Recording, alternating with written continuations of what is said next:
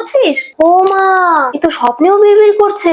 মা, আমায় সত্য অন্বেষণে বাধা দিও না। এখানে বাড়ির ঠিকে জিকে 7 দিন পর পর খুঁজে পাওয়া যায় না, তাকে কে অন্বেষণ করে আনে তার নেই ঠিক, আর উনি চললেন সত্য অন্বেষণ করতে। ইস মা, দিলে তো সব পন্ড করে। আমি অপরাধীর কত কাছাকাছি চলে গেছিলাম, তুমি এলে আর অপরাধী হাত থেকে ফসকে গেল। চটপট বিছানা ছেড়ে উঠে এবার একটু বাসনগুলো হাত লাগা, আর তারপর ঘরগুলোও নেতা দিয়ে দিবি, না হলে কিন্তু এরপর আমার পায়ের চটি তোর খুব কাছাকাছি চলে যাবে, আর একটুও ফসকাবে না, মনে রাখিস।